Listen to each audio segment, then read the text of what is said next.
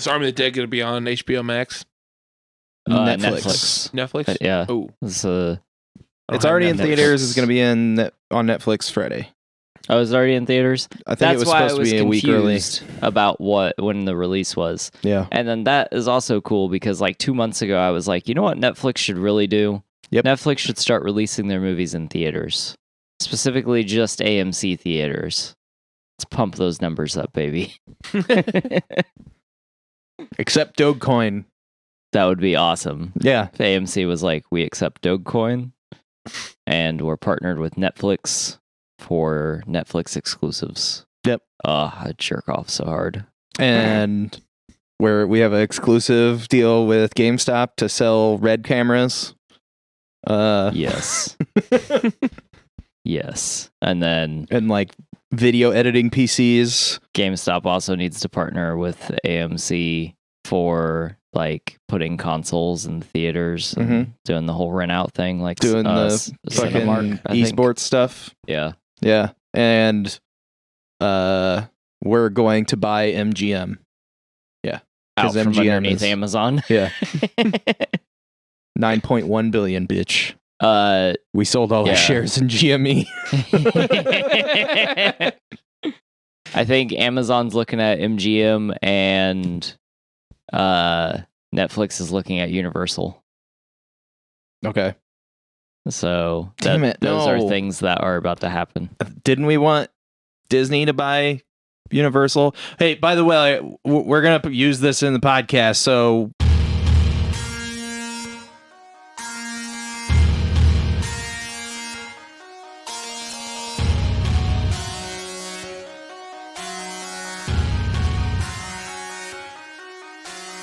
Welcome back to DQP Does, Draft Recorders Podcast Network movie review show where we talk about movie news, apparently. I didn't know we started. Oh, shit. My pants are still off. You can leave them off, bud. Oh, it's a pod. Yeah. You put your pants on the podcast? Amateur. You didn't notice us like waving in the breeze over here? Like, what's going on here, bud? I wondered. He also has the leather chair, so. Wait, why did you copy paste it instead of... So I went to the note and I hit share and then it sent it to you. And I don't know why it sent like that, but I thought I did it right. It's real long. Oh, yeah. I forgot how long it was. Yeah. Is it a book? Books is dumb. It's a short story. Oh, okay. It's under 5,000 words. That doesn't look very short to me. That's still good. Okay. Short story, I'm like, there was a dog. He was red. He died. It's my new children book. I'm fucking gonna cry about it. It's terrible, heart-wrenching. Number one seller. So, yeah, Netflix is looking at buying Universal. Didn't we want Disney to buy Universal for some reason? Was there like some dumb crossover where we're like, wait, if they get fucking Universal, we could get all this stuff? We wanted Disney to buy Universal so they didn't have to fuck with Universal about the rights for the Incredible Hulk. Yes, that's what it was. Because it's one of the only characters other than Spider-Man that are at another production studio. But it was just the publishing rights, though. Yeah. But that's why they haven't made another movie, because then they'd have to give them a larger cut. If it's an independent movie. Also, in other news, Eric Bana said in an interview the other day that he highly doubts that he will return to the Incredible Hulk role. Recently? Yeah. Was he fucking high? What year do you think it thinks it is? What the fuck? I don't know. Now, as funny as it is, okay, and it is funny because initially when I read the headline, I was like, why the balls on this dude? And I like Eric Bana. All right, he's done some stuff. I like him. But then when I was reading the article, I was like, oh, okay, because like people from like Sam Raimi's Spider-Man verse is going to be in Spider-Man, and like Doctor Strange's Multiverse of Madness, like this is why they asked him. So there was like some sort of logical reason they asked him, but I still thought it was funny that he was even kind of remotely relevant, since he is like since that like might be like the fourth or fifth worst superhero movie ever made. I would go with top one or two. That one's awful. It's definitely not 1 because that's Catwoman in my eyes. It's Yeah, definitely not I haven't 2. even Okay. I haven't even watched Catwoman, so But dude, Catwoman is like the worst, and it's definitely not 2 because Ryan Reynolds' Green Lantern is still a movie, and No, he killed that. God damn it. I don't know. It's probably the third worst. Well, we also still have like the Fantastic Four: Rise of the Silver Surfer, and I don't know. I don't See, really I don't- remember that one those. exists. Yeah. I watched them, but I blacked them out, man. Yeah. Even that reboot of Fantastic Four was terrible. Yeah, Oh, see, I always forget about that because I haven't seen that. you saw all the advertising for the new phase, though, right? The new Phase 4, where like the like final images, the Fantastic Four logo, like kind of stylized, and they're like, yeah, Phase 4, Yeah, Fa- Phase big yeah, 4 in blue and white. Ooh. yeah. Like, Uh, hmm? John Krasinski has definitely said in recent interviews that he is interested and would play Mr. Fantastic if asked. I'm asking him right now. Yeah. Mr. Krasinski, will you play Reed Richards, Mr. Fantastic? And he'll Thank look you. at the camera and do this. Yeah. However, Visual medium. his more, I guess, pretentious Audio wife medium, whatever. said that superhero movies are played out and old. Oh yeah, Emily Blunt. Yeah. Yeah. But okay. But then she Emily like has a said, very interesting sense of humor yeah, and a very interesting personality. Like she's like a whole person and a half. Yeah. So I'm wondering. is that unusual for females? Is there some underlying misogyny there? I think it's unusual for I'm just, the type of woman that Emily Blunt is. oh, dude, bro. Uh, Hey. She is a Hollywood celebrity. I was like, hey, here's Uh, the pit. Look, there's the pit.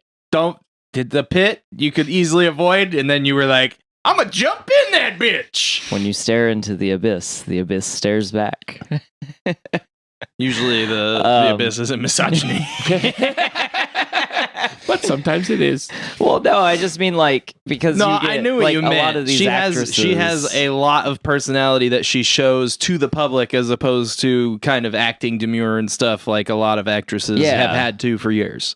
Yeah, or been told to. some of that. Like some of the actresses like are just like some of actors and actresses, Yeah. not just women. Like they're just a blank shell that Hollywood paints a face on.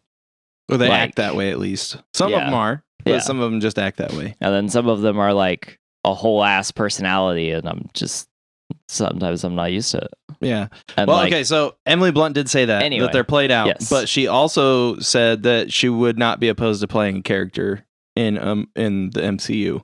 Yeah. She was also up for Black Widow. yes. Mm. And then she had a scheduling conflict with some movie that was terrible. Yeah. I don't remember what it was. I don't but remember what movie it was either. Yeah. So there's still hope, yeah. and I'm still hoping because that is, dude. Chris, like, and I've seen a lot of comments where like the internet is like, no, we don't think that Emily Blunt would make a good Sue Storm, but this is what I think of Emily Blunt. I think that she can play any motherfucking character that they put in front of her. And I don't think a lot of actors or actresses like can do that.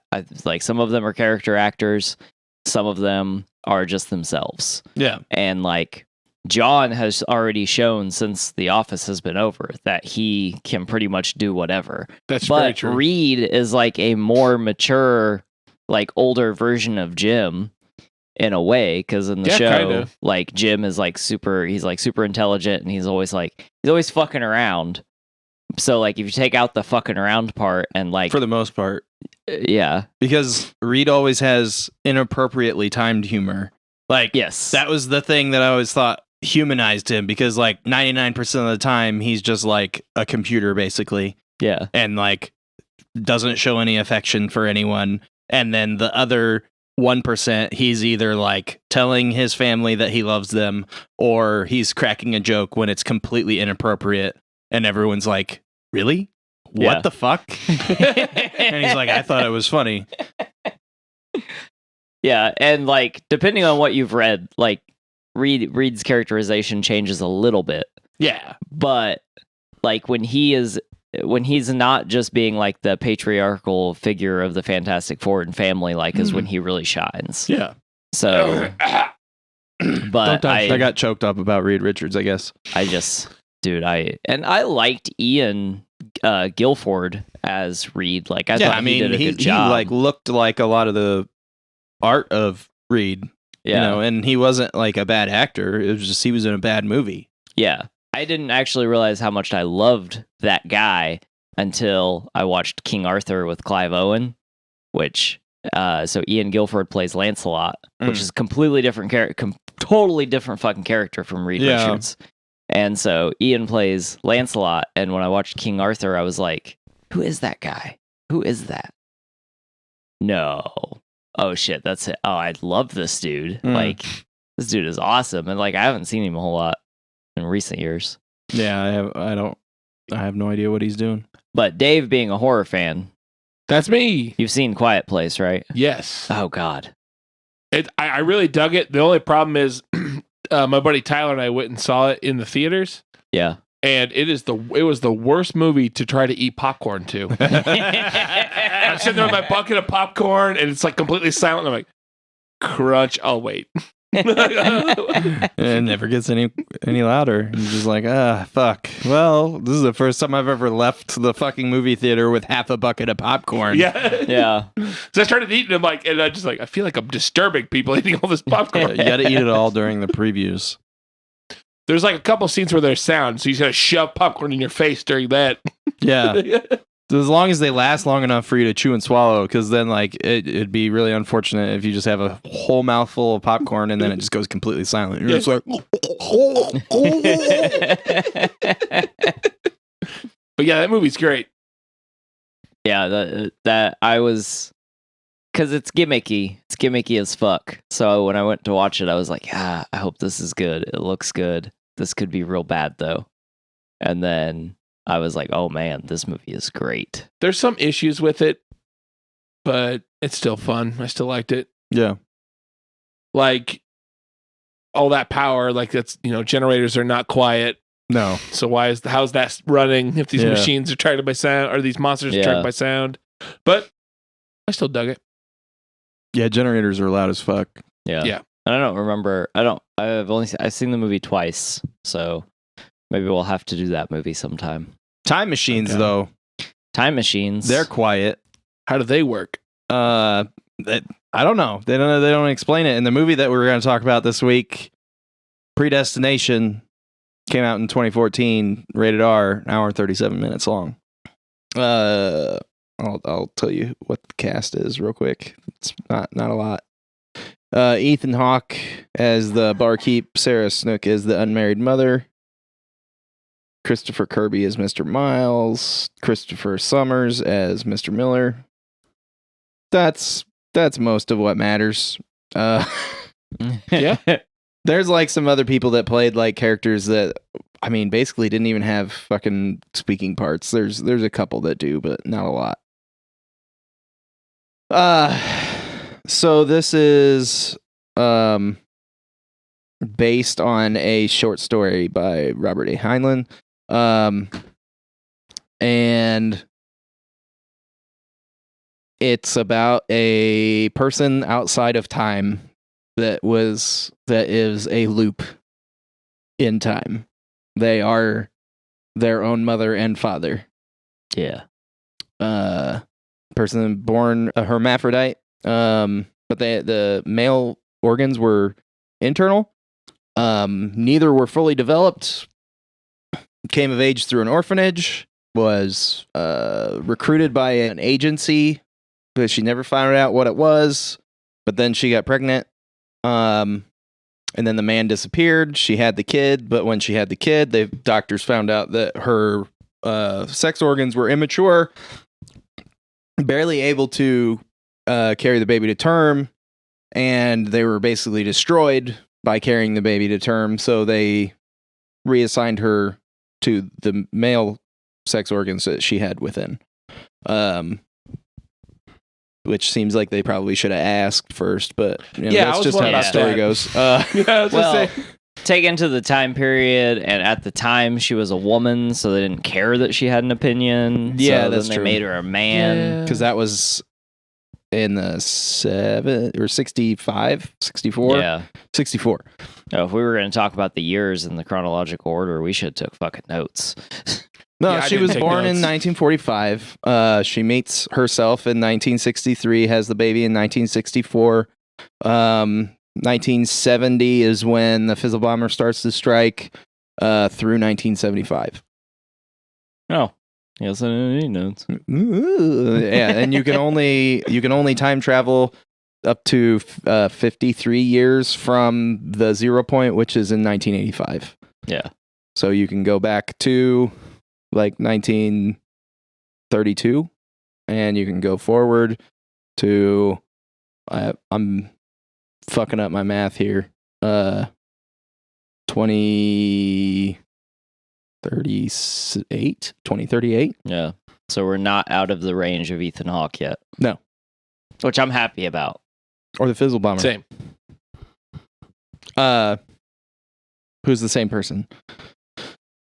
Gasp. Which you don't find if you know the story, which unfortunately, this is how I found the movie. So fortunately, I guess, I had read the story a long time ago, and then the movie came out, and I was like, fuck. And I watched it, and I was like, it's still really good, but I made Russell watch it. And I don't know if I had told you the story beforehand or not. Yeah. I did. Yeah, when we first became friends, you were like, have you ever read All You Zombies? Yeah. And I was like, what the fuck is that? And then Yeah. you sent it to me because Okay. it's like, it's in the free domain or whatever. Yeah. So it's like posted on the internet everywhere. And then you sent it to me and then I read it. And we actually watched the movie for the first time together. Yes, we did. Yeah. But And anyway, and the second time. yeah, and the second time. Aw, So, That's must sweet. have been nice. Yeah. That's sweet. gets pregnant, has the kid, and then the kid is abducted from the maternity ward. So then she becomes a man, tries to get back into the agency that she was recruited for, but couldn't do because they found out that she had both sex organs, and it discredited her or disqualified her. But they're like, no, you can't. And then Mr. Miller, the guy that originally recruited her, him, I don't know. It's confusing because she changes. Yeah. And Miller? not of her. Robertson? Oh, yeah. Sorry, Mr. Robertson. Okay. Why did it say Mr. Miller? I don't know. It also made me feel weird. Yeah, it's Who's Robertson. Mr. Miller, Shane? No, it was in the cast. Oh, is it the guy that plays Robertson?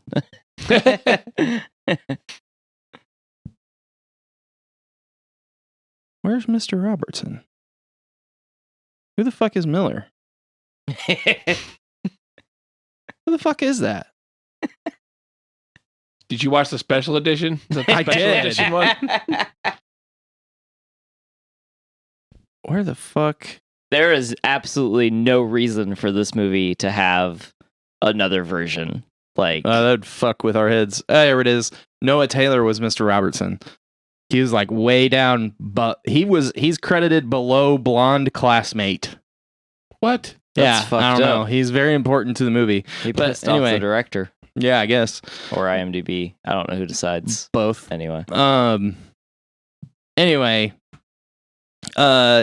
he ends up getting recruited by himself in a bar, but not knowing it, and brought in. But first, he has to meet himself in the past and fall in love with himself as a girl and impregnate her, and then lose her. And it's basically like the life of the Ouroboros. Yeah.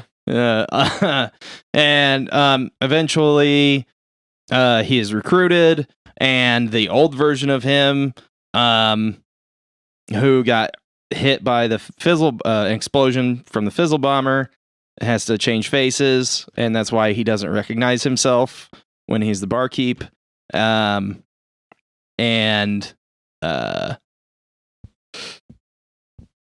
He goes after. He's supposed to retire, but his violin case, which is his time machine, doesn't decommission.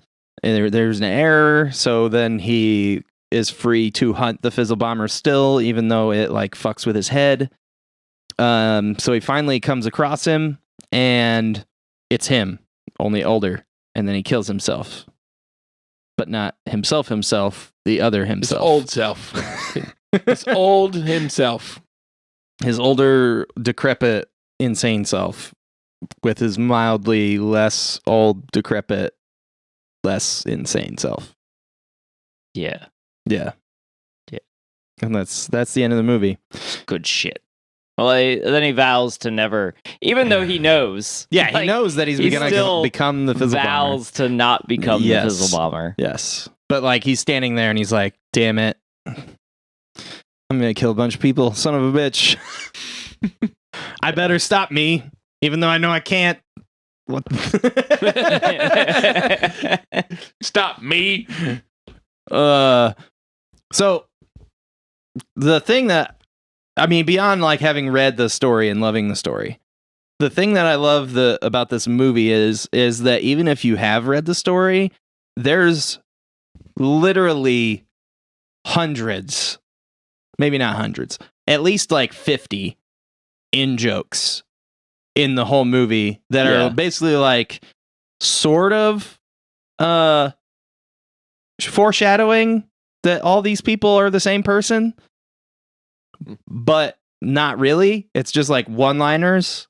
Yeah. Like there's a song where he's like singing along and it says, "I'm my own grandpa." There's like there's a line where he says to himself that only a mother would recognize this face. Like all kinds of shit like that because he's his own mother. Like because she's still broken from getting knocked up by herself. He asks, "What did he look like?" And she says, "He just had a face like yours, face like mine." Yeah. That one was great. I loved that one. There's fucking shit tons of them. Like once you know the story or you've watched the movie, go ahead and go watch it again, and you'll just be like, it basically said that he was him and her and the kid and the fizzle bomber the whole fucking time. Yeah, they were all the same person, and they just kept saying it. Yeah. Without saying it. It's been a minute since I watched the actual story, but the fizzle bomber thing is in the movie. Yes. And it's not in the original story. Correct. Because the story is more just about like thinking about like just being this thing that like is a circle. Like you don't have a future or a past. You're just like a loop. Yeah. So I prepared a little bio piece. Should I go ahead and do this where we're at? Sure. So I prepared a little bio piece about Robert A. Heinlein. The A stands for Anson. Robert was a aeronautical engineer and a naval officer, as well as a science fiction writer. He was born in 1907 and died in 1988. On occasion, he is referred to as the Dean of Science Fiction Writers. You might not have heard his name before, but you definitely know his work.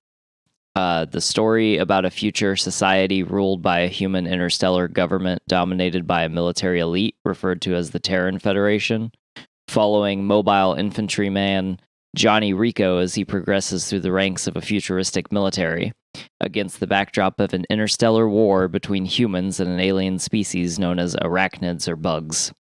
Starship Troopers was published November 5th, 1959, and won a Hugo Award for the best novel in 1960. It was also the first science fiction novel to be listed on the New York Times bestseller. The story would go on to inspire a movie of the same name, and unknown to myself until the time of this writing, it also inspired one of the most popular video game series of all time, Halo. Yeah. Oh. Which they attribute, like, I found that, and I was like, I mean, I always saw the parallels between the movie and the series, but I didn't realize, like... It was directly related. Yeah, the Halo itself is actually a closer adaptation of the novel than what Starship Troopers the movie is what I read. Oh, okay. Cool. So, on June 1st, 1961, Heinlein published the deliberately controversial Stranger in a Strange Land. Despite being blacklisted in schools for its free love and commune living aspects of the Church of All Worlds.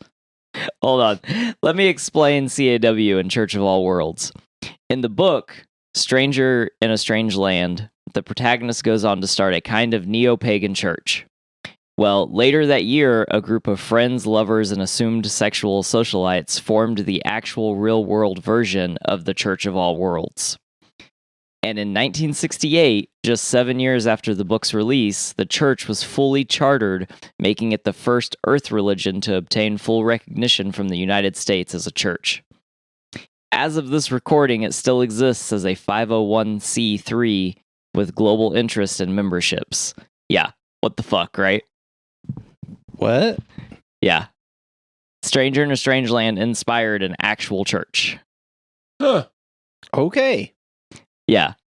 What? I just, like, this guy, like, until I started, like, doing this research, I didn't realize I had always heard Stranger in a Strange Land, but I didn't realize he wrote this. And then I didn't realize how big a deal this guy was to the science fiction, like, literary society that he is, because I just, like, he's one of the early names that you come across if you're looking up the history of science fiction. Yeah. But you don't realize the influence until later. That's awesome. Anyway, so even after being blacklisted, Stranger in a Strange Land went on to win the Hugo Award for Best Novel in 1962. And in 2012, the Library of Congress placed it on a list as one of 88 books that shaped America. But today, we watched a movie named Predestination. It's based on one of Robert A. Heinlein's short stories called All You Zombies. The story was written in a single day and published in March of 1959. It debuted in the March issue of Fantasy and Science Fiction magazine only after being rejected by Playboy. The story involves a number of paradoxes caused by time travel. And later, after this episode is over, I'm going to do a sexy time reading of it for you.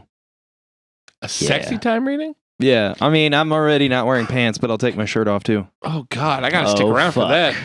Nipples. I'm aroused. You should already. So this movie, I don't know. Like, it's really good. I love the story. I love the way that this particular movie was written. Because I mean, yeah, like you can have we've seen it a billion times, you know, a movie is made about a story or a comic book or a video game or whatever that has a good story and they just fail to adapt it. Yeah. I think this was adapted very well.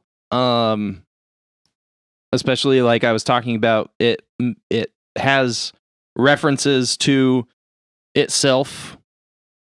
The I'm My Own Grandpa, he actually says the title of it, of the short story, which I mean he does in the short story too, but yeah, in a different part.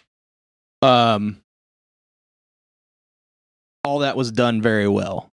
And it's like this being an adaptation of the story is very similar to, like, how good this was done is very similar to when you talk about a play being adapted to a movie. Yeah. Because, like, every word from the short story is in there. Yeah. And then they did take a liberty. A liberty. Few. a few liberties, but the liberties they did take made sense and were good. Yeah. And like adding to the story, like adding the whole Fizzlebomber arc to the story, and like being able to maintain the same story Yes. with just adding that. Yeah, and they didn't try to turn it into like an action movie. It was just like a little extra thing to be like, we know you read the story, but hey, there's this other thing. You'll never guess who it is. I thought it was Robertson the whole time. Yeah, right. Yeah, I mean, we're gonna jerk this movie off. I do have. Do you have any complaints? No, Dave? I was No? just gonna give a little more insight in my. from my because you didn't read the story first, right? No, I have not read the story. I didn't know there was a story until this. I had no idea what this movie was about. They're just like, watch this, Dave, and I'm like, okay, I follow stuff. Not all the time. I'm too punk rock to follow all the time. Yeah, but I really, really dug it. Yeah, I didn't even know it was a story till you turned this podcast on. Yeah, and I was blown away. At first, I'm like, this doesn't seem very cyberpunk. I'm like, but I was like sucked in. I was watching it like on my phone and stuff. And I'm like, I had to switch to my TV. Yeah, you're like, this is not working. I'm way too into this to watch it on my phone. Yeah. Yeah. I really, really dug it. I thought the writing was great. Now I know why. Right. The writing was great. Acting was good. Yeah. Yeah, I don't have any complaints. I had a little bit of problem with some of the acting, but I mean, there's a lot of kid acting towards the beginning, and that wasn't actually that bad. There was some of I can't remember what the girl's name is. Jane? No, the actress. Sarah. Yeah, Sarah Snook. So when she was playing the male version after the birth, it was kind of awkward, but it also is supposed to be awkward. But I also feel like the acting was kind of weird. Like, so that's what I meant when I said it was like transposed into a play, because let's talk about this very specifically. Okay. When they are in the bar. Yes. And that's what you're talking about, right? Yes. Like all of the scenes where it felt to me like I was watching a play more than like I was watching a movie. Yeah. Because I could see that. Yeah, well, I mean, that works very well into a play, right? Because you have a set, you have two sets on your stage, right? You have the characters that are narrating and asking the questions about the story, and the whole story is basically a flashback until like the last third, right? Yeah. Act 3 basically is when you catch up to current time, in quotes, which isn't a thing in this. But when like stuff starts happening instead of them talking about it happening, right? Yeah. So everything before that is like a play where you have two sets on the stage and one is dark all the time, and while the other one is happening, and it's like, okay, we're going to start talking about this thing, and the narration is going to carry over while it fades to black, and the curtain rises on the other scene. And then when that scene is over, it'll fade to black and it'll come back up on the bar scene. And while they change this set over here. And that's basically how the whole first 2/3 of the movie plays out. Yeah. Right. And yeah, it does translate very well into a play, which is also a funny thing, because women played men in plays, Right. And still do. So, I mean, yes, that brings an interesting point to it. I don't know. I just thought she was much better at playing the character when she was in her own skin. And then when she was trying to play the same character, but like different, it didn't come across to me. So, yeah. But I don't know if that was intentionally the awkwardness of the character. I think it's that intentional. I took that as. What? I was gonna let you go ahead. No, I'm sorry. I felt like I was talking over you. No, I was just saying that's what I kind of took that as. Yeah. Yeah. It was awkward. Yeah, I also thought it was deliberate. Yeah.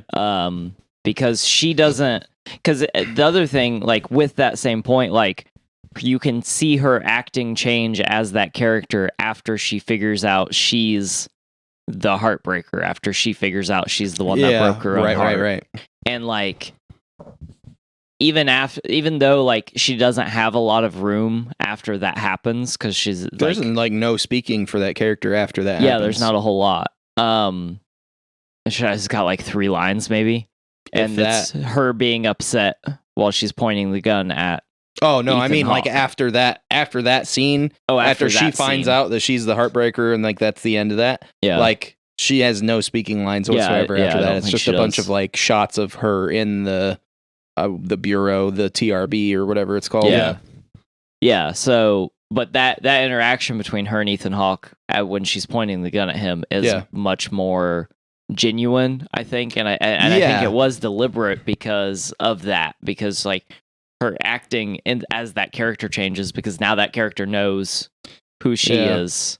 She knows who he is. So maybe it was better acting then, because like if you think about it, it also changed as he got drunk. Yeah. Because like at the beginning of him talking to Ethan Hawke's character, same character, god damn it. John talking to John, John closer to being Jane, talking to John closer to being the Fizzle Bomber. He was John closer to being Jane was still trying to act like a guy, where the other John was way more used to being a guy. Yeah. Because he was much older. Yeah. And like there's also pieces where, so Ethan Hawke, like, I mean, we've discussed this before, right? He's an amazing fucking actor. Yeah. Like he doesn't get enough, like, I mean, maybe he does, like maybe he's happy with the amount of work he has, but like he is just, it's because he's he can be a character actor and he can also just be a guy in a movie. Yeah. Like he doesn't have to be some, strange, weird character to get into. Right. Like he can be, and we see all of that in this movie. We see, right. And he also adds all these slight feminine mannerisms to the character. Yes. Which is fucking wonderful. Like how he's standing when he's getting dressed and shit. I was just like, that motherfucker. Yeah. Like, holy shit. Yeah, I guess I didn't notice that. Huh. I might rewatch this. So here's the thing. Yeah, here's the thing, Dave. You've only seen this movie one time. Correct. And that's not enough. Apparently not. Because, like, and maybe you're recalling, like, some of the in-jokes, but, like, this, it's funny watching it and knowing everything about it. Like, it's also funny, but not funny, like, the same way a comedy is funny. Right. Just, like witty. Like, it's a fucking witty movie. Yeah. So to just constantly be like, they keep going back to it. Look at that. They said it again. Oh shit. Like the whole fucking movie. Huh. Maybe I will have to watch this again. Yeah. I think you do.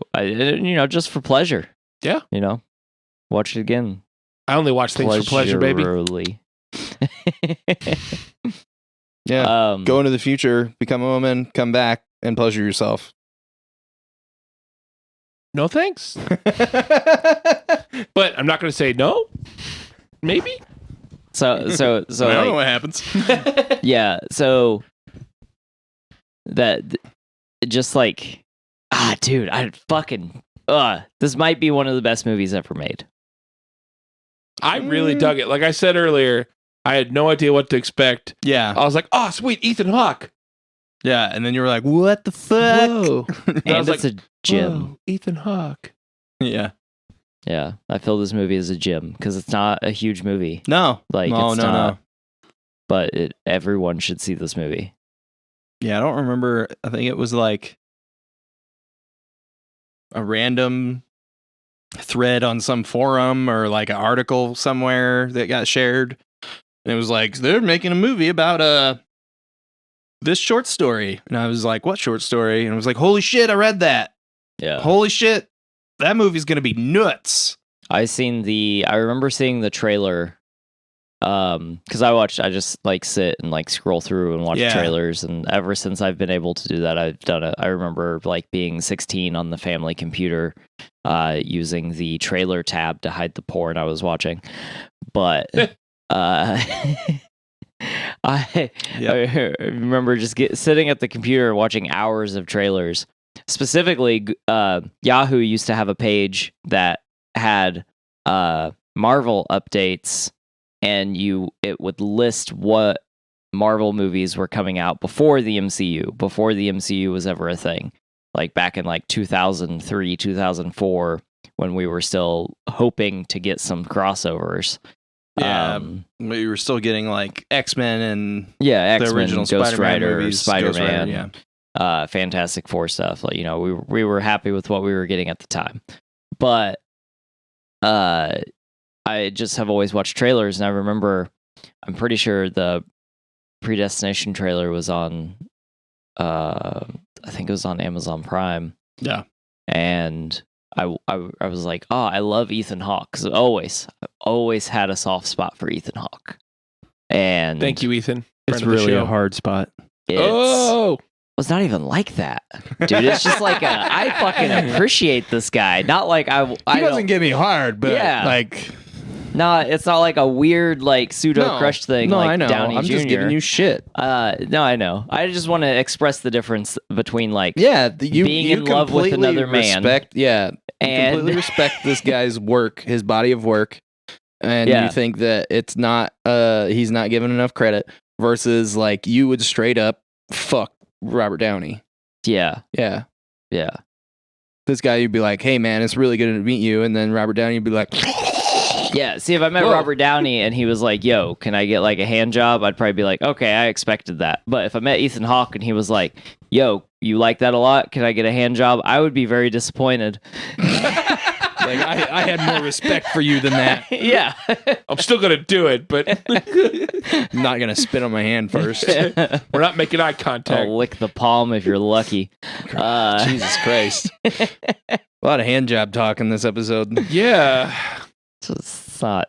I'm not talking about jerking myself off this time. I'm talking about jerking someone else off. There's a lot of jerking it on this podcast, I've noticed. Yeah, well. I do wonder if the term jerking off, if you haven't heard the term a lot, if it's jarring the same way that the word fuck is to Christians. Moist. Ugh. Don't. I just like saying it once in a while, just to see who fucking cringes.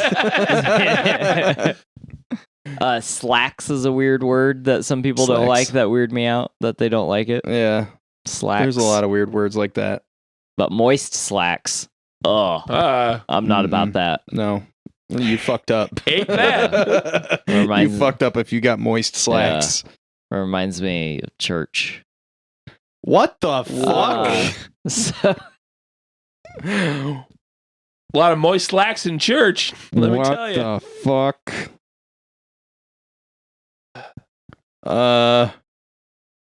Let us go ahead and take a break here. Let's go smoke a cigarette. Russell's got to have a therapy session real quick. Some repressed memories, I think. So you were at church with the pastor the other day. That probably needs cut. No, come on. Okay, leave it. So let's get deep. All right, let's discuss some of the philosophy behind. Wait, I thought you were gonna talk about your moist slacks at church. Oh no, I don't actually want to talk about that in public. Okay, We're not on a public forum. Oh my god! All right, I didn't say they were my moist slacks. That's why I don't want to talk about it. My pants got moist today, but I was in the rain. Yeah. Congrats. Thanks. It wasn't that fun. I shouldn't have brought it up. I'm sorry. Oh my god. So deep philosophy. Yeah. So there's a lot of philosophical elements to the story in the movie.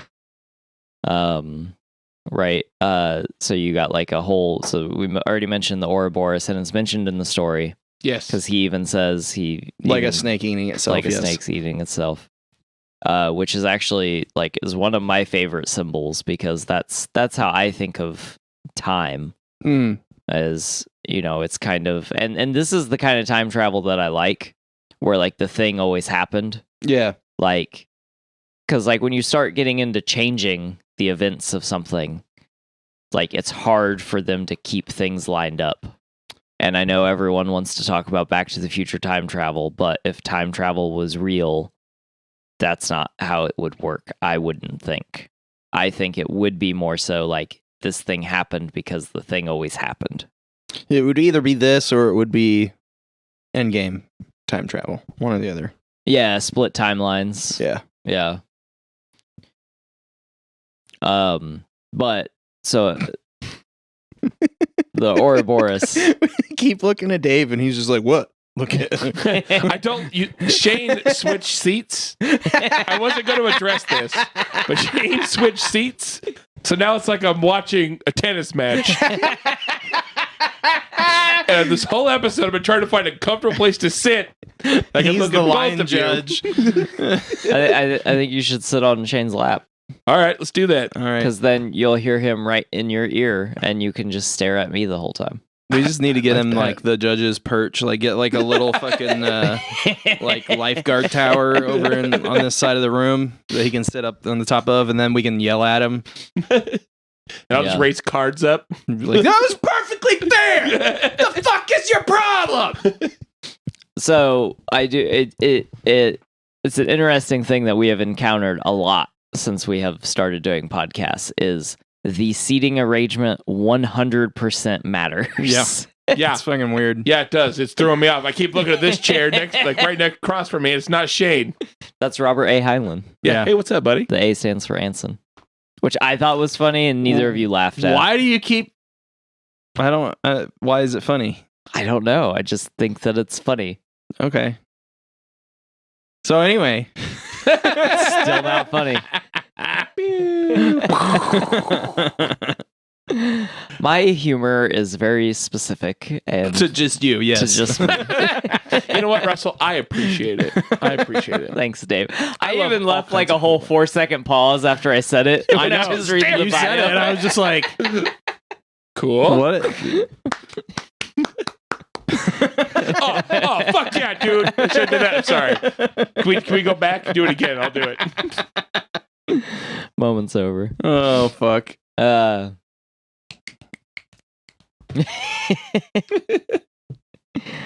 So the Ouroboros and time travel and all these things. Yes. And then there's also this solipsistic Solipsism. idea in the story too. Yeah. So like as this character, like that's what I think he's getting at when he says, I know where I come from, But but what about all you zombies? Yeah. And like that line, like when I read this, like hit me. And I also want to bring up a particular time that you and I got drunk, Shane. Uh-oh. Wait, which time? Oh, I'm mildly concerned. The other time, not that time. Okay. oh no, let's talk about that one too.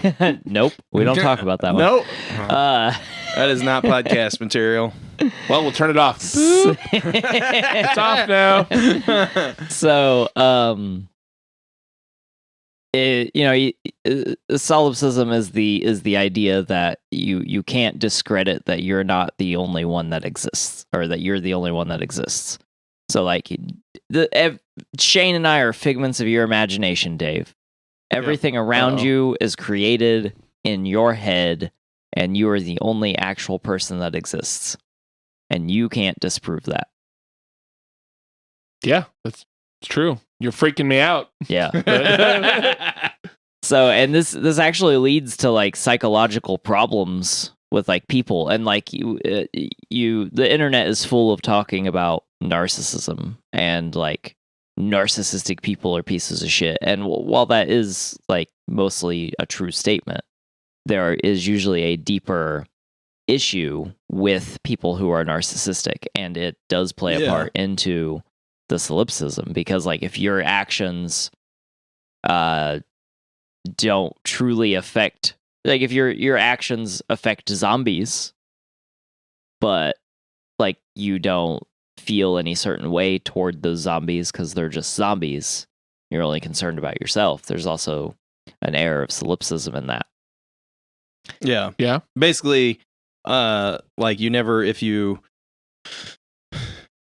the only person that's real, then you're the only person that matters, which is like the narcissism, right? Right. And then, you only care about furthering yourself or taking care of yourself or putting yourself in a good position and like fuck everyone else, basically. Right. Yeah.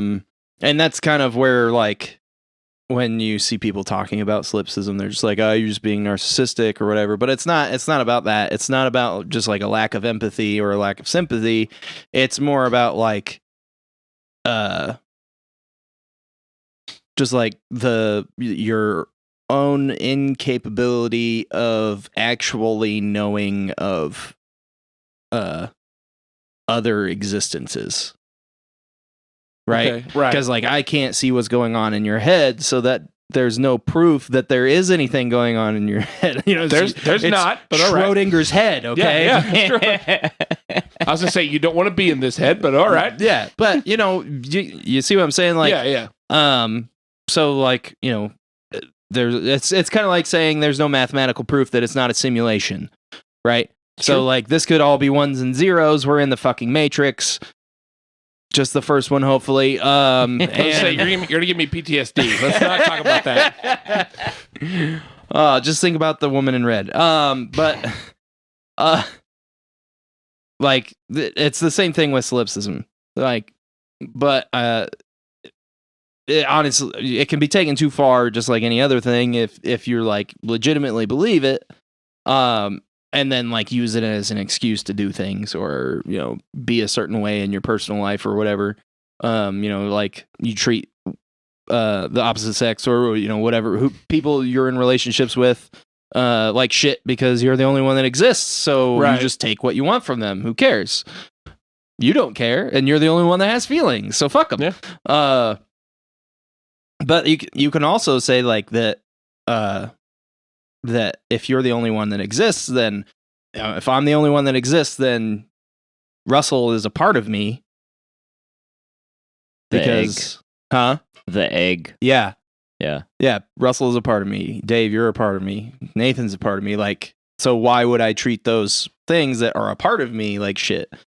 And that's like a different way of looking at it. There's like just like everything else, there's a lot of different ways to take it and look at it. Right. But like it's interesting in this movie because it's like it is almost like they're the only characters that exist, but it also kind of leads me to believe in that it's something in at least the movie. I don't remember if Mr. Robertson's in the story. Is he in the story? I don't think so. Mr. Robertson? I don't remember. I don't think he is, but I don't think the Space Academy stuff is in the story. I don't think any of that is. I think it's very much like a distilled, basic version of what the movie is. But stay tuned, and you'll find out. You'll find out. Shane's reading. Super sexy reading. Yeah, sexy time reading. But anyway, the existence of Mr. Robertson, where he is like almost a curator and a facilitator of the character existing while not being the character itself. Like everything else that's done in the movie is done by the character except for what Mr. Robertson does. Right? Right. So it leads me to draw it more to a something I read. I don't remember what religion it's from, but it's basically like you are everyone that exists in your universe. Okay, and it's sort of like reincarnation. Every time you die, you are born, but like in a different time. You move through time, you move through other organisms' existence and stuff, and you are everything that has ever lived. Okay? Okay. But then when you die for real and like learn the lesson that you need to learn, there's someone there. And basically they're the god of your universe, and they tell you like you've ascended, you've figured out the lesson, you know what you're doing now, go ahead. And you're like, what am I supposed to do? You become that person, that person moves on. Yeah. So then you're basically bringing a new life form in, and they become a new universe. And so like that's kind of that is sort of where I see this story going. Right? Because like, yeah, Jane and John are going through this cycle over and over again, and it like seems like there might be little subtle differences every time, because like he says earlier in the movie, he changes the day of when it happens in the last bombing in 1975. Yeah. He changes it every time.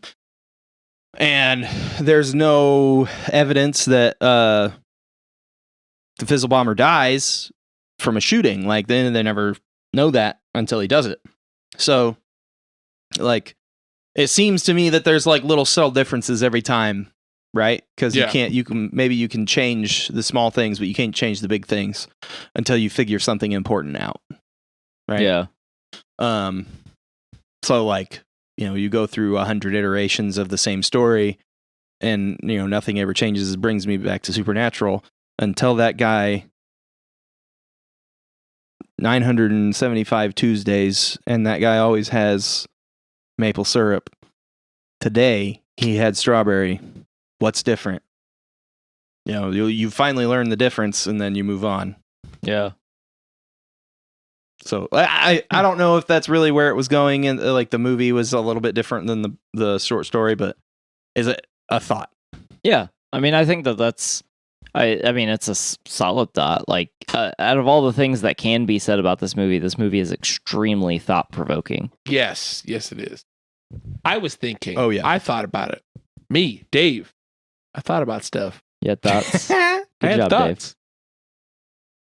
Yeah, I'm gonna share them. You're just gonna tell us that you had some. Yeah, I had some. Good for you, buddy.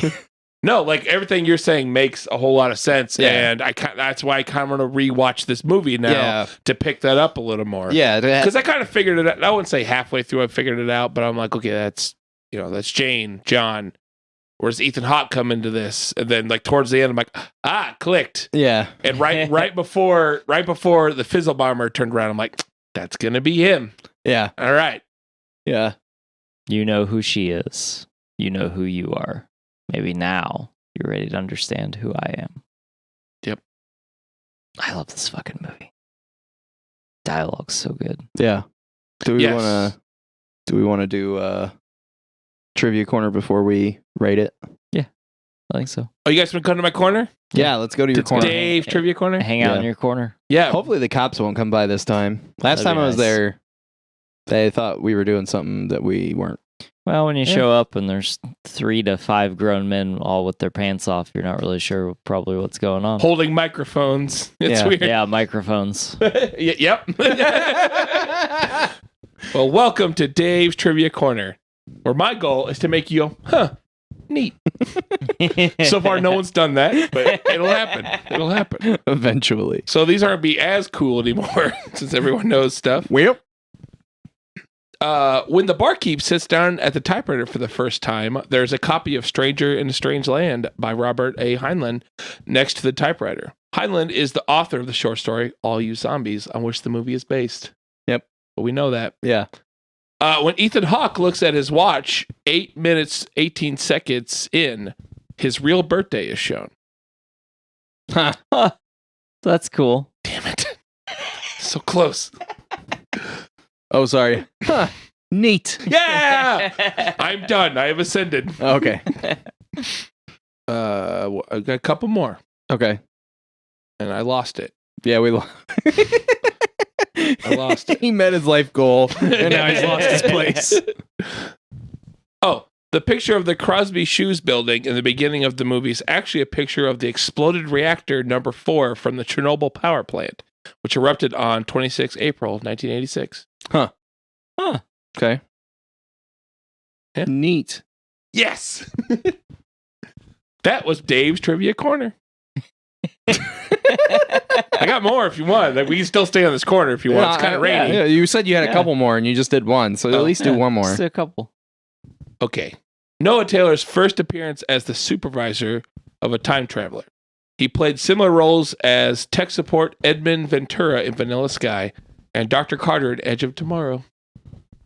Oh, fuck. What? Is that what we're doing next? I mean, we can. Did Dave's trivia corner mean something? Did it get to something? Did it lead us to this guy being the handler of a time traveler in a movie?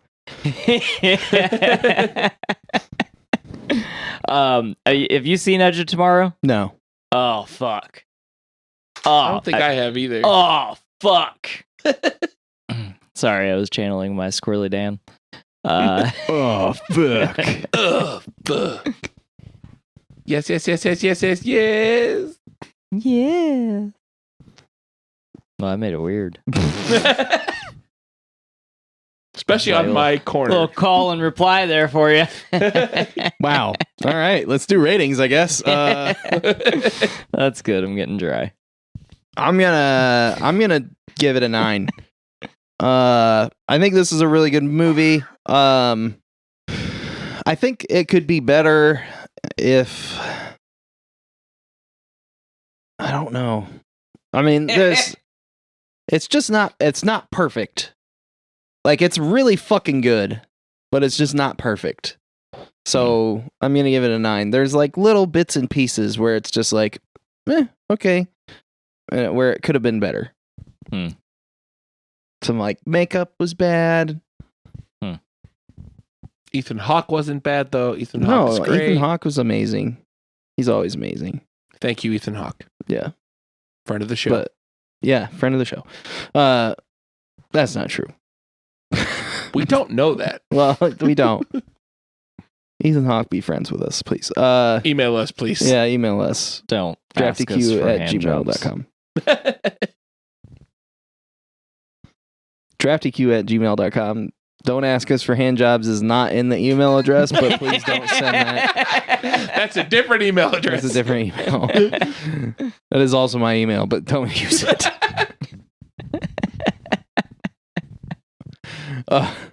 Don't ask for handjobs@gmail.com. I wonder if that's available. Let me look it up.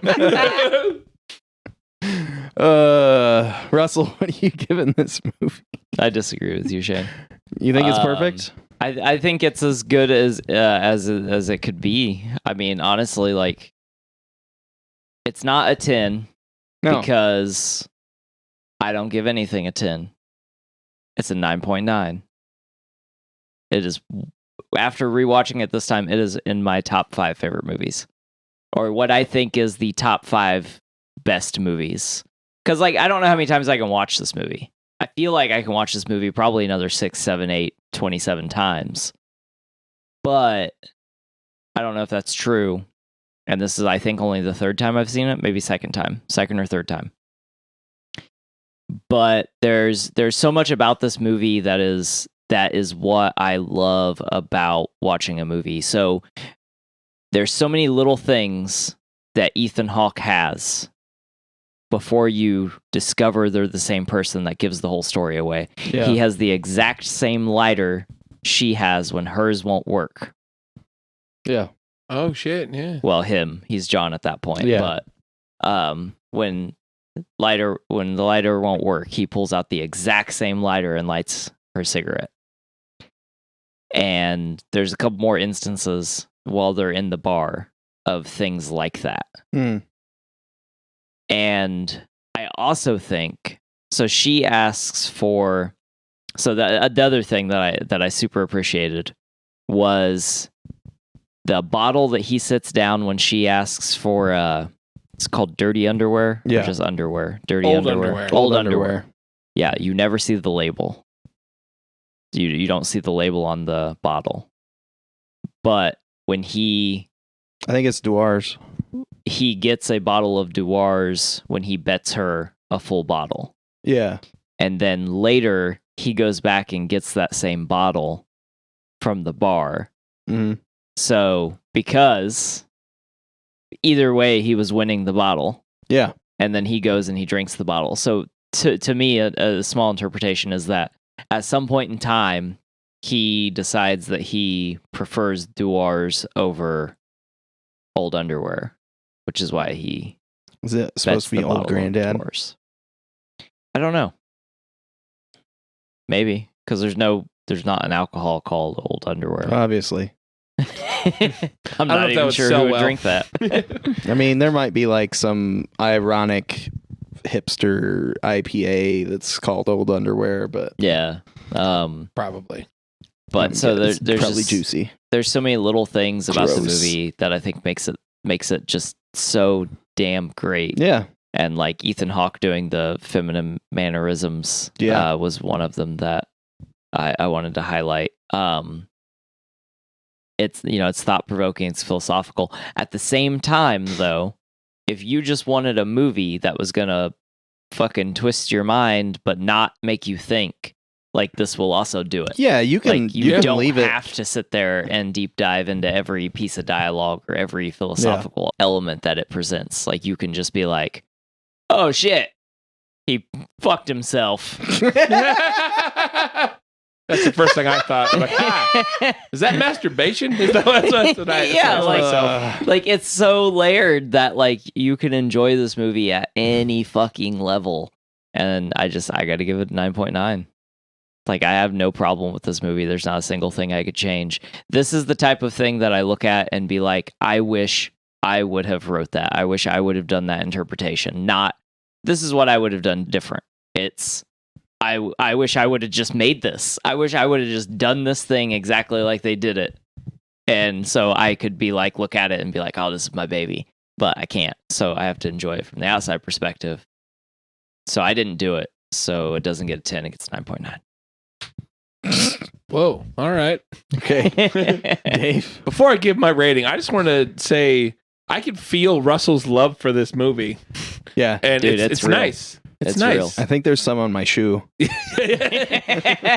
There definitely is. No, but I like that. Like I could feel his love for this movie, which makes me want to watch it again. Yeah. So my rating is going to be at 8.5 Okay. with the intention of me watching it again to probably give it a higher score. Okay. I really dug it. Like I said, I had no idea what to expect. And I like threw it on like, oh, I got to watch this for the show. And I'm like, whoa, what's going on here? All right. And then, yeah, the dialogue was great. The time travel, I'm not a huge time travel guy, Yeah. except for Back to the Future Part 2 and Part 1. Those are good. But Yeah. other than that, I'm not a big time travel guy. Like just a lot of times, most stories just use time travel to solve problems. Like, what's wrong with this plot hole? Time travel. Yeah. So, yeah. I mean, it became a meme, so. yeah, exactly. Yeah. But yeah, 8.5 with the potential of a higher score once I watch it again. Yeah. I mean, like I would 100% give this a pass though, since the story was written in the 50s Yes. on time travel. So Yeah. Yeah, this is like this might be one the of time travel story. Yeah, this might be the time travel story. This predates Doctor Who. Yeah. Like about the the story time does machine? by about 5 Isn't that years. I don't know when was the time machine, Russell? Let's find out. God dang it. Fuck H.G. Wells. I feel like that was probably first. I think so too. I think so. I want to say like 30s or something. But I'm not 100% on that. Do. 1895. Oh wow, yeah, Wow. I was only 40 years off. Yeah. So this is maybe the So- second time. But there's also yeah. I mean the time machine though also doesn't really, from what I remember, it doesn't like explain the consequences of time I have no idea. travel. I don't remember. I'm pretty sure it just is like, hey, a time machine and time travel. I think and I've you just can go watched do like a stuff. couple of shitty movies about the time machine. It's been so long since I read the book in high school. I barely remember it. Yeah, we're a movie podcast. Occasionally we have read a short story or two. Yeah. Does it have pictures? We've read it. Half of it. But yeah. I just flipped through it and looked at the pictures. That's what I do. So, okay, here's the plan, kids. We're going to start a new format for the show. I mean, it's the same old format. We're still going to be talking about movies and movie news and stuff like that. But we're going to, for season 3, we're going to start watching more new movies that come out that we're interested in. And we're not just going to watch any old crap. But, I mean, it'd probably be crap, but that's fine. I was going to say, I'm on the show. Shit happens. But, yes, there might be some B movies in there. Like, I just found this in the fucking dollar bin at Family Express or whatever. Like, let's watch it. I don't even know if they still sell movies at Family Express. Can we, please? I got really excited. Can we do that? But we're gonna watch.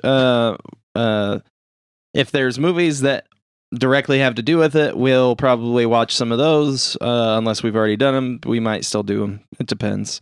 Because I know we got some Marvel movies coming up, or we might talk about the shows on Disney Plus. We haven't figured that out yet, but otherwise, if it's just a standalone movie, we'll find something that fits a theme of it. Whether like it's a zombie movie, so we watch some other zombie movies. It's a time travel movie, we watch some other time travel movies. It's got this guy in it, we watch some of his other movies. We'll, but we're not going to do a like we have with Cyberpunk, where we do like 6 months of it. We're going to do maybe a month, maybe 3 or 4 episodes. So that's how we're going to do it going forward until we get tired of that and start doing year-long themed podcasts again. Yeah. When we do Cronenberg movies, we should do that for a whole year. Yes. I want to watch The Fly every time. Every week. Is that a Cronenberg movie? Yeah. My favorite Cronenberg movie. Oh, I have seen a Cronenberg movie. It's my favorite one. Scanners is good too. Scanners is too? Yeah. I'm on a movie podcast. Welcome back, Russell. So video. This is who did these movies. I'm like, what? I actually haven't seen either of those, I don't think. And Really? like, I'm also on a movie podcast, but at least I knew they were Cronenberg movies. Thanks for listening to DQP Does, where we went over Predestination. Go ahead and shoot us some feedback over at draftyq@gmail.com.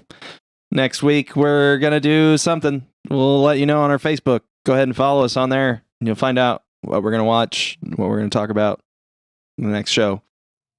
Because I don't know when this is coming out. I'm super confused right now. Me too. Thanks for listening.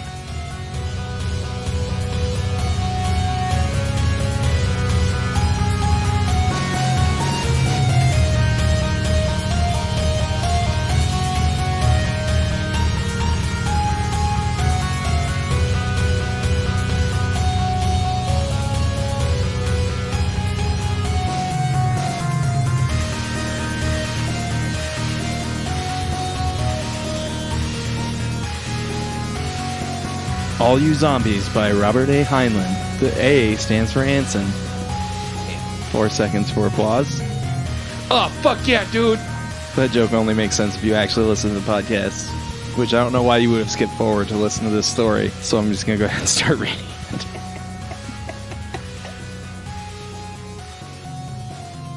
22:17, Time Zone V, Eastern Standard, 7th of November 1970, NTC, Pop's Place. I was polishing a brandy snifter when the unmarried mother came in. I noted the time, 10:17 p.m., Zone 5, or Eastern Time. November 7th, 1970.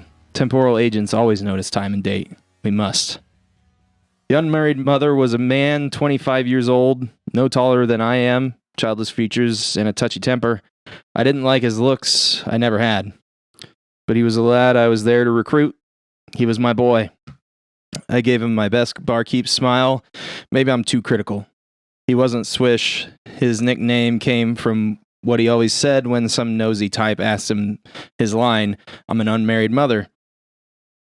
If he felt less than murderous, he would add, "At 4 cents a word, I write confession stories." If he felt nasty, he would wait for somebody to make something of it. He had a lethal style of infighting like a female cop. Reason I wanted him. Not the only one.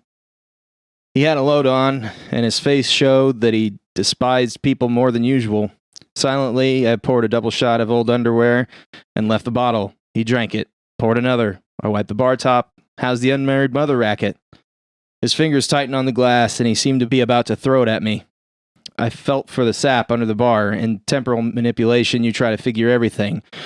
But there are so many factors that you never take needless risks. I saw him relax, that tiny amount they teach you to watch for in the Bureau's training school. Sorry, I said, just asking. How's business? Make it, how's the weather? He looked sour. Business is okay. I write 'em, they print 'em, I eat. I poured myself one, leaned toward him. Matter of fact, I said, you write a nice stick. I've sampled a few. You have an amazingly sure touch with the women's angle. It was a slip I had to risk. He never admitted what pen names he used, but he was boiled enough to pick up on only the last. Woman's angle? He repeated with a snort. Yeah, I know the woman's angle. I should. So? I said doubtfully. Sisters? No, you wouldn't believe me if I told you. Now, I answered mildly. Bartenders and psychiatrists learn that nothing is stranger than the truth. Why, son, if you heard the stories I do, well, you'd make yourself rich. Incredible. You don't know what incredible means. So, nothing astonishes me. I've always heard worse. He snorted again. Want to bet the rest of that bottle? I'll bet a full bottle. I placed one on the bar. Well, I signaled my other bartender to handle the trade. We were at the far end, a single stool space that I kept private by loading the bar top by it with jars of pickled eggs and other clutter. A few were at the other end watching the fights, and somebody was playing a jukebox. Private as a bed where we were. Okay, he began. To start with, I'm a bastard. No distinction around here, I said. I mean it, he snapped. My parents weren't married. Still no distinction, I insisted. Neither were mine. When he stopped, gave me the first warm look I ever saw on him. You mean that? I do. 100% bastard, in fact. I added, no one in my family ever marries. All bastards. Oh, that? I showed it to him. It just looks like a wedding ring. I wear it to keep women off. It's an antique I bought in 1985 from a fellow operative. He had fetched it from pre-Christian Crete. The worm Ouroboros, the world snake that eats its own tail. Forever without end, a symbol of the great paradox. He barely glanced at it. If you're really a bastard, you know how it feels. When I was a little girl... Whoops! I said, did I hear you correctly? Who's telling this story? When I was a little girl... Look, ever heard of Christian Jorgensen or Roberta Cowell? Sex change cases? You're trying to tell me, don't interrupt or swelp me. I won't talk. I was a foundling, left an orphanage in Cleveland in 1945 when I was a month old. When I was a little girl, I envied kids with parents. Then when I learned about sex, and believe me, Pop, you learn fast in an orphanage. Oh, I know. I made a solemn vow that any kid of mine would have both a pop and a mom. It kept me pure. Quite a feat in that vicinity. I had to learn to fight to manage it. Then I got older and realized I stood darn little chance of getting married, for the same reason I hadn't been adopted.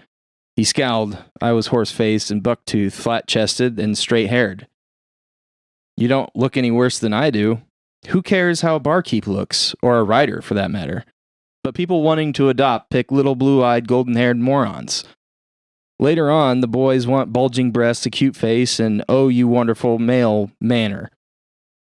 He shrugged. I couldn't compete. So I decided to join the wenches. Women's Emergency National Corps Hospitality and Entertainment Section. It's what they now call the Space Angels Auxiliary Nursing Corps, or group. Extraterrestrial Legions. I knew both terms once I had them chronized. We use still a third name. It's that Elite Military Service Corps Women's Hospitality Order, refortifying and encouraging spacemen. Vocabulary shift is the worst hurdle in time jumps.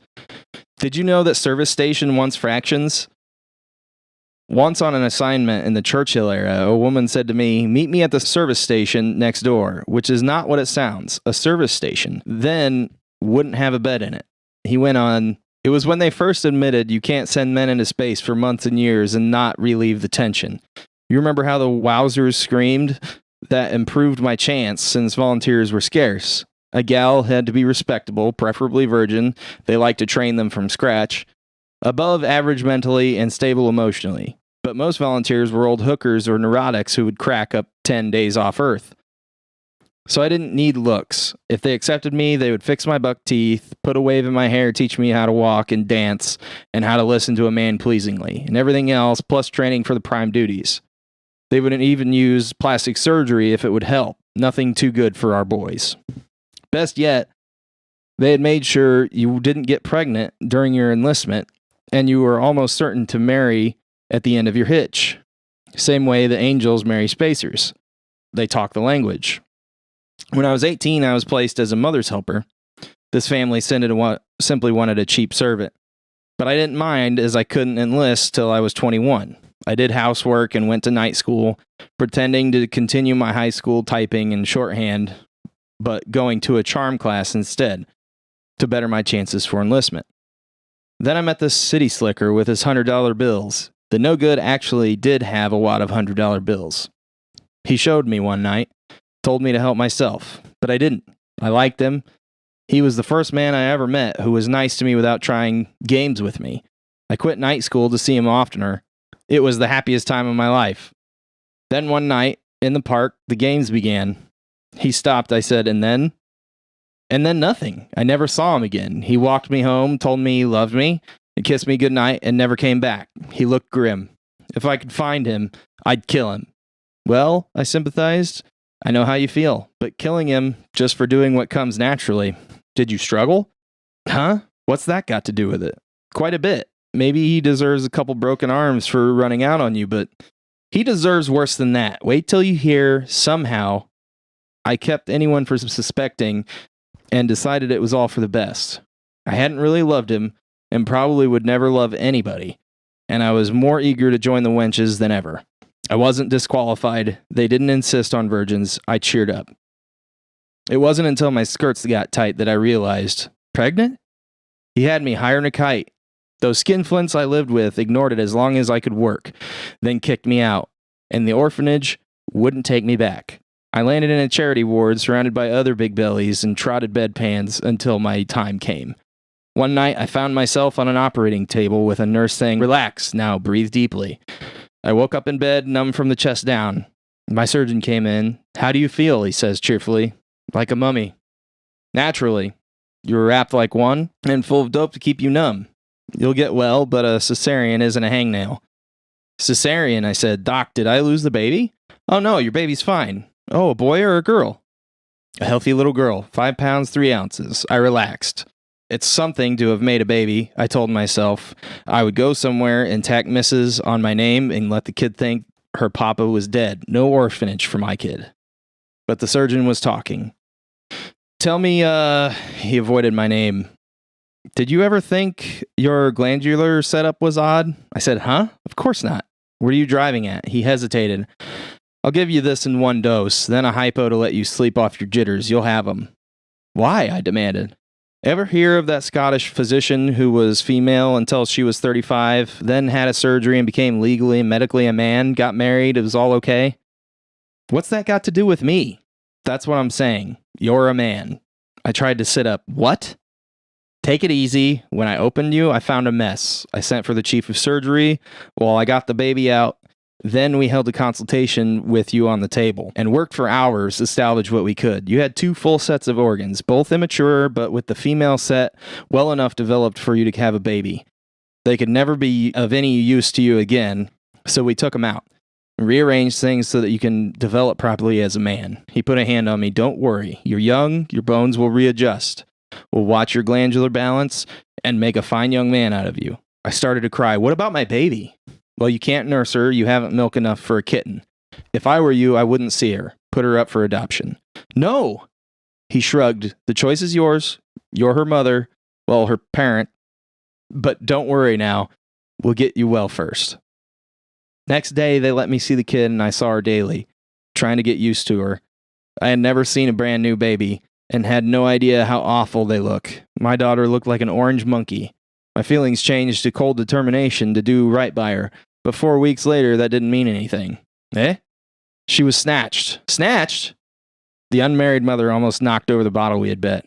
"Kidnapped. Stolen from the hospital nursery." He breathed hard. "How's that for taking the last a man's got to live for?" "A bad deal," I agreed. "Let's pour for you another." "No clues?" "Nothing the police could trace." Somebody came to see her, claimed to be her uncle. While the nurse had her back turned, he walked out with her. Description? Just a man with a face-shaped face like yours or mine, he frowned.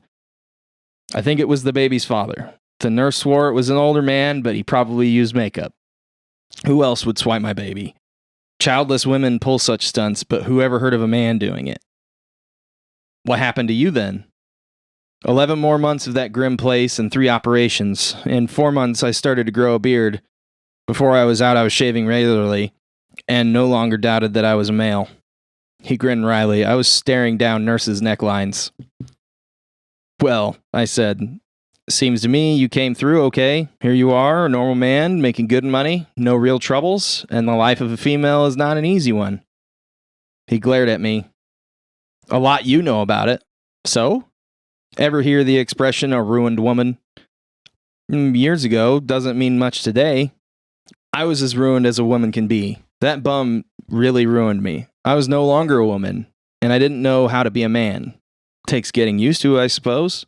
You have no idea. I don't mean learning how to dress or not walking into the wrong restroom. I learned about those in the hospital. But how could I live? What job could I get? Hell, I couldn't even drive a car. I didn't know a trade. I couldn't do manual labor. Too much scar tissue. Too tender. I hated him for having ruined me for the wenches, too, but I didn't know how much until I tried to join the Space Corps instead. One look at my belly, and I was marked unfit for military service.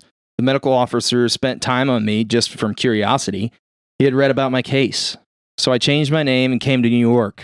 I got by as a fry cook, then rented a typewriter, and set myself up as a public stenographer.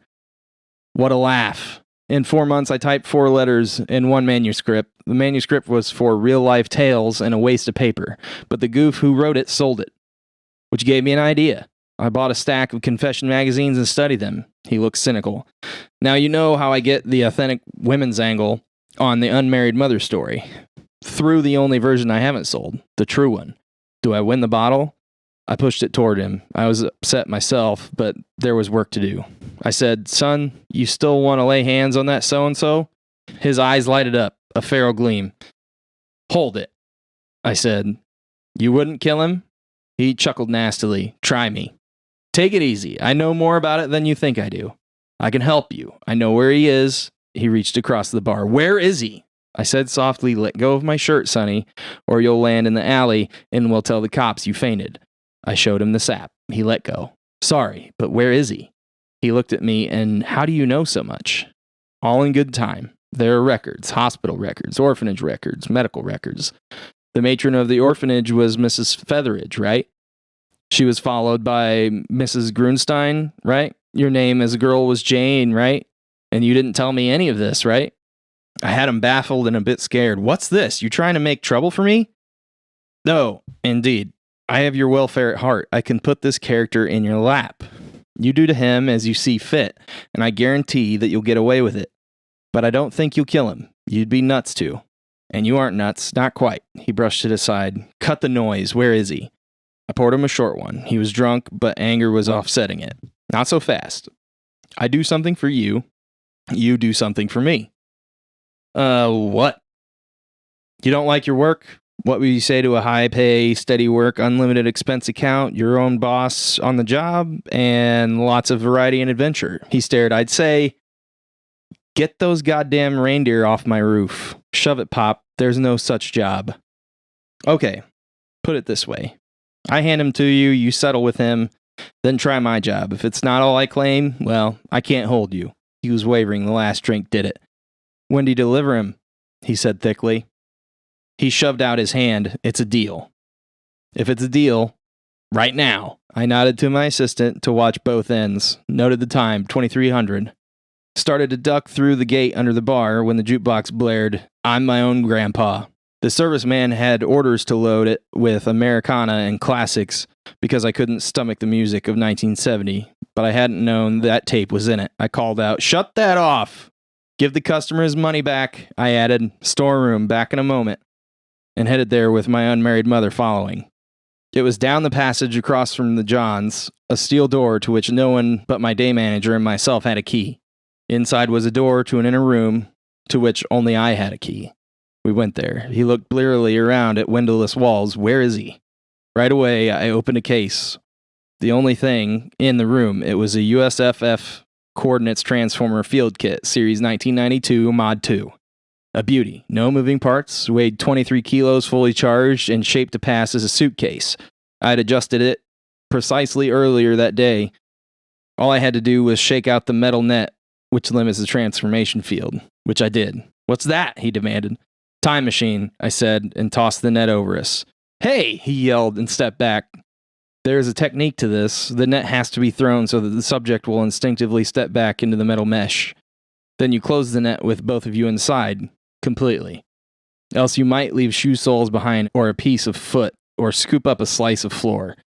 But that's all the skill it takes. Some agents con a subject into the net. I tell the truth and use that instant of utter astonishment to flip the switch, which I did.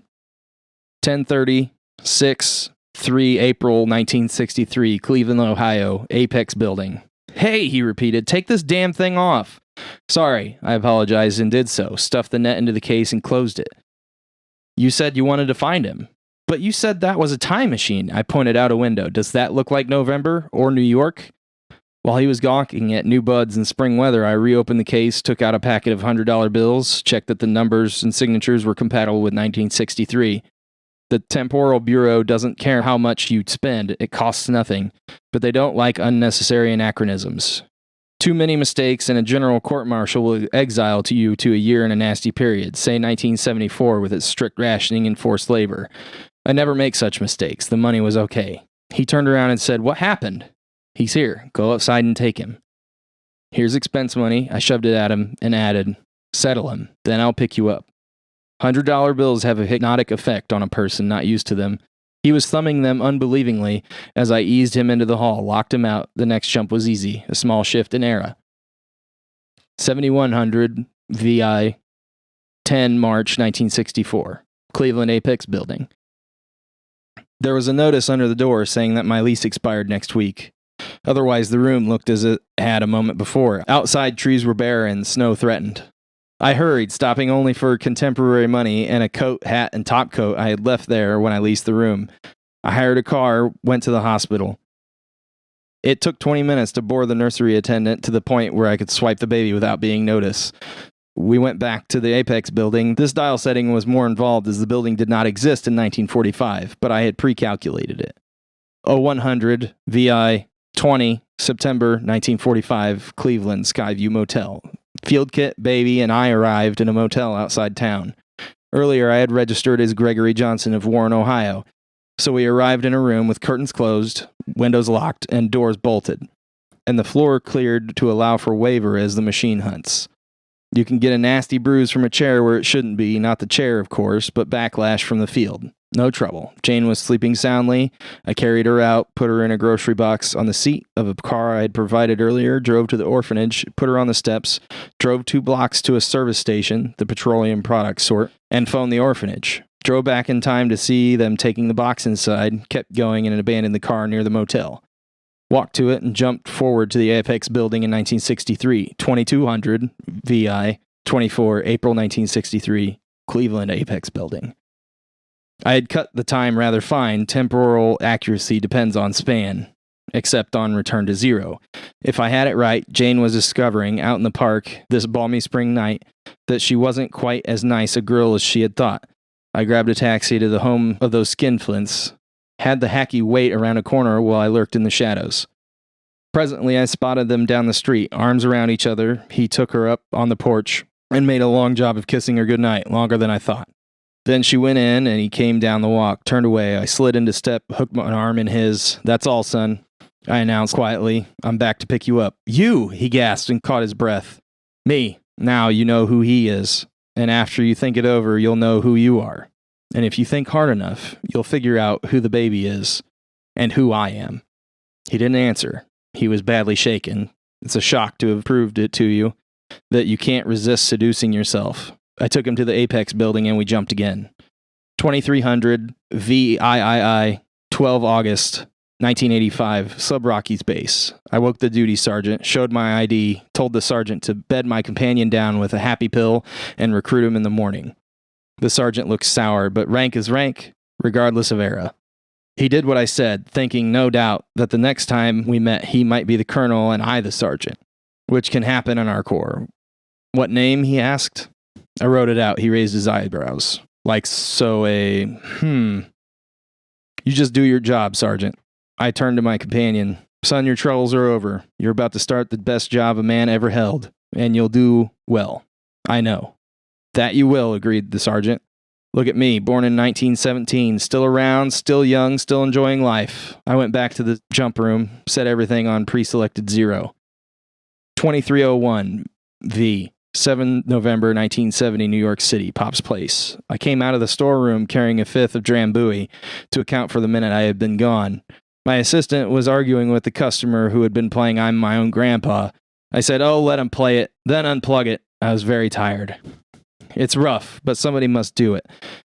And it's very hard to recruit anyone in the later years since the mistake of 1972. Can you think of a better source than to pick people all fouled up where they are and give them well-paid, interesting, even though dangerous, work in a necessary cause? Everybody knows why the Fizzle War of 1963 fizzled. The bomb with New York's number on it didn't go off. 100 other things didn't go as planned, all arranged by the likes of me. But not the mistake of 72.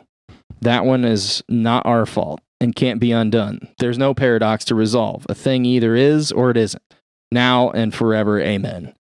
But there won't be another like it. An order dated 1992 takes precedence any year. I closed 5 minutes early, leaving a letter in the cash register telling my day manager that I was accepting his offer to buy me out, to see my lawyer that I was leaving on a long vacation.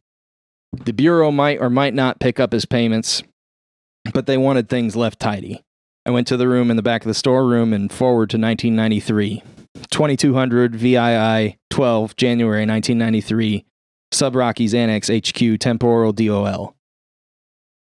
I checked in with the duty officer and went to my quarters, intending to sleep for a week. I had fetched the bottle we bet. After all, I won it.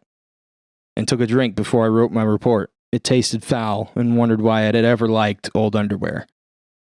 But it was better than nothing. I don't like to be cold sober. I think too much. But I don't really hit the bottle either. Other people have snakes. I have people. I dictated my report, 40 recruitments all okayed by the Psych Bureau, counting my own, which I knew would be okayed. I was here, wasn't I? Then I taped a request for assignment to operations. I was sick of recruiting. I dropped both in the slot and headed for bed. My eye fell on the bylaws of time over my bed. Never do yesterday what should be done tomorrow. If at last you do succeed, never try again. A stitch in time saves 9 billion. A paradox may be paradoctored. It is earlier when you think. Ancestors are just people. Even Jove nods.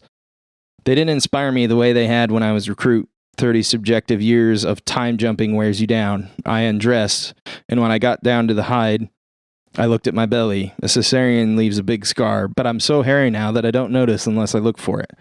I glanced at the ring on my finger, the snake that eats its own tail, forever and ever. I know where I came from, but where did all you zombies come from? I felt a headache coming on, but a headache powder is one thing I do not take. I did once, and you all went away. So I crawled into bed and whistled out the light. You aren't really there at all. There isn't anybody but me. Jane. Here alone in the dark. I miss you dreadfully. That was beautiful. Oh, God. Fuck. Do we want to talk about the story, or you want to just end it there? No, just end it. This has been a production of the Drafty Quarters Podcast Network.